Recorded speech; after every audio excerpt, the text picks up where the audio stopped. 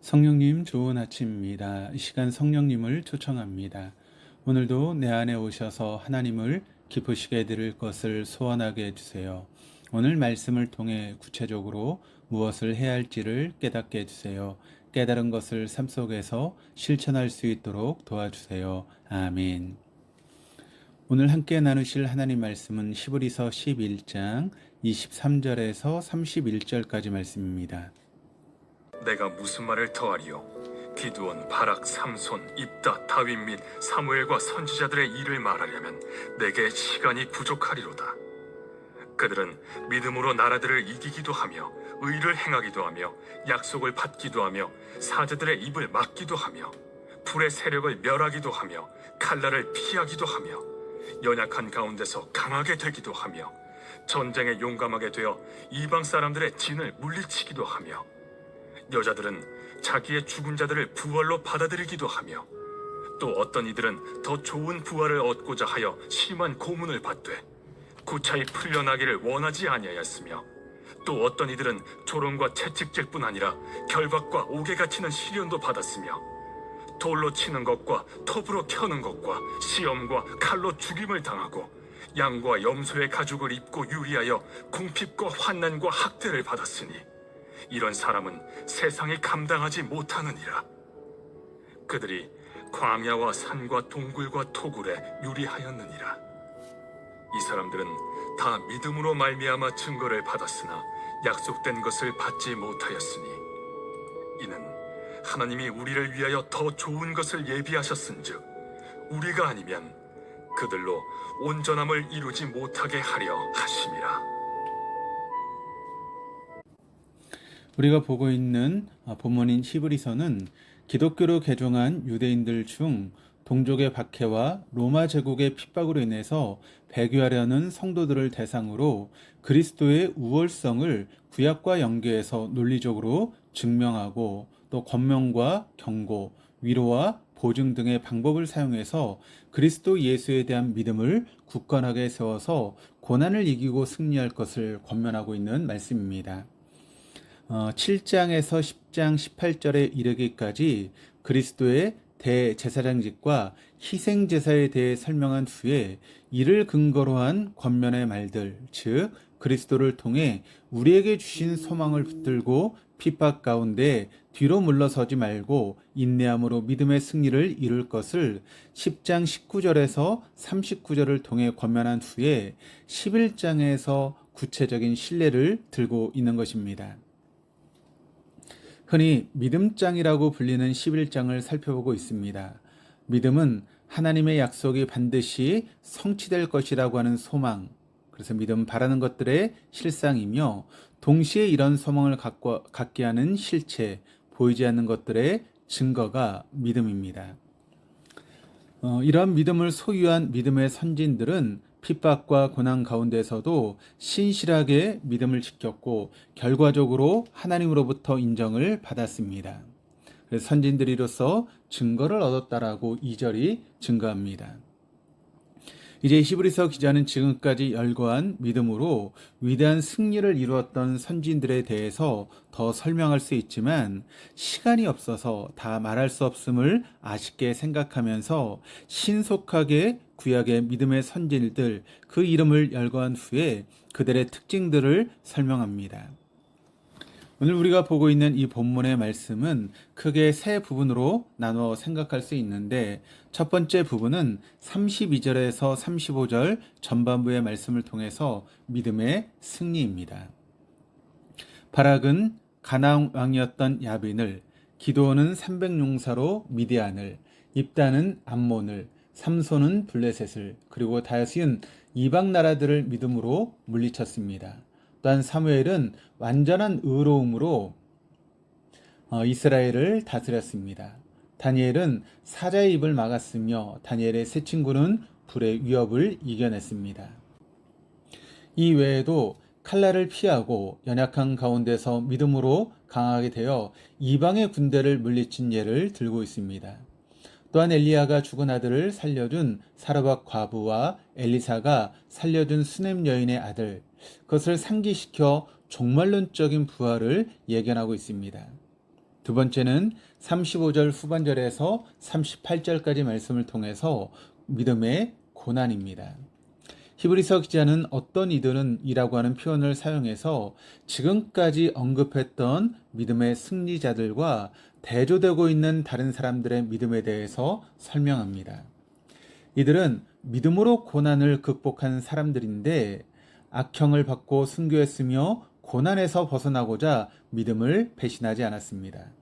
학자들은 본문에 나오는 순교자들을 신구약 중간기가 기록된 외경이었던 마카비서에 나오는 인물들이라고 해석하기도 하고 또 신약의 세례요한과 스데반 그리고 히브리서의 독자들이 받는 큰 환난을 포함하는 것으로 보기도 합니다. 이 사람들은 세상의 모진 핍박에도 굴하지 않고 끝까지 믿음을 지킨 자들로 이 세상에서는 실패한 것처럼 보이지만 실제로는 믿음으로 승리한 사람들이라고 하는 사실을 강조하고 있습니다. 또 세 번째는 39절에서 마지막 40절까지 말씀을 통해서 믿음의 온전함입니다. 이상과 같이 히브리서 기자는 창세기 아벨에서부터 시작해서 구약 전체와 중간기를 거쳐 신약에 이르기까지 위대한 믿음의 선진들에 대해 설명한 후에 1절, 2절에서 설명했던 믿음으로 돌아가고 있습니다. 39절입니다. 사람들은 다 믿음으로 말미암아 증거를 받았으나 약속된 것을 받지 못하였으니. 자, 11장에 언급된 선진들은 다 믿음으로 하나님으로부터 인정함을 받았는데 약속된 것을 받지 못했다라고 증거하고 있습니다. 그러나 11장에 언급된 많은 사람들, 즉 노아를 비롯해서 아브라함, 사라, 모세, 라합 등과 같은 많은 사람들은 실제적으로 그들에게 약속된 것을 받았으며 이를 33절에서는 약속을 받았다라고 증거하고 있습니다. 그런데 그럼에도 불구하고 39절의 말씀을 보시면 그들은 약속된 것을 받지 못했다라고 이야기를 번복하는 그런 모습을 보게 되는데 이렇게 이야기를 번복하는 이유는 무엇 때문이겠습니까? 이는 33절에 약속된 것과 39절에 약속된 것의 의미를 생각해 보면 우리가 좀 쉽게 이해할 수 있습니다. 33절에서 약속된 것이란 믿음의 선진들, 그러니까 하나님께서 개인에게 하신 특정한 약속으로 그들의 생전에 하나님으로부터 받았습니다.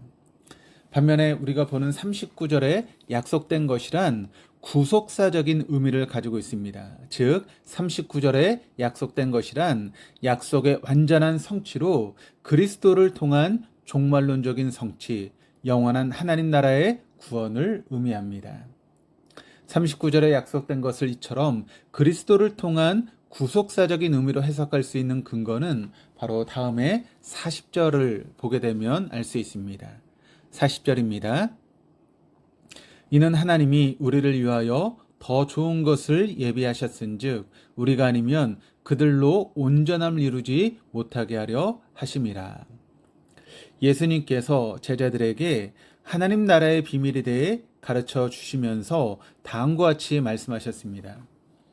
마태복음 13장 17절 말씀을 보시면 내가 진실로 너에게 이르노니 많은 선지자와 의인이 너희가 보는 것들을 보고자 하여도 보지 못하였고 너희가 듣는 것들을 듣고자 하여도 듣지 못하였느니라. 그러니까 구약의 초점은 하나님의 약속의 성취인 예수 그리스도로 집중이 됩니다. 즉 하나님께서 우리를 위해서 더 좋은 것을 예비하셨다라고 하는 말씀은 바로 예수 그리스도 안에서 이루어질 완전한 약속의 성취입니다. 아브라함과 그 후손들에게 하신 약속의 실현은 예수님께서 세상에 오신 후 신약 시대부터 시작되기 때문에 이전의 선진들은 믿음으로 하나님으로부터 인정함을 받았지만 그들이 받았던 약속의 성취는 완전한 성취는 아니었습니다. 단지 그리스도 안에서 이루어지는 완전한 성취에 대한 맛보기에 불과한 수준이었습니다. 그러나 이들 모두 다 약속의 성취를 경험하지는 못했지만 그들은 하나님의 약속을 믿는 믿음 속에 살았고 또 그들의 믿음이 결코 헛된 믿음이 아니었다라고 하는 사실을 예수 그리스도를 통해 잘 알 수 있습니다.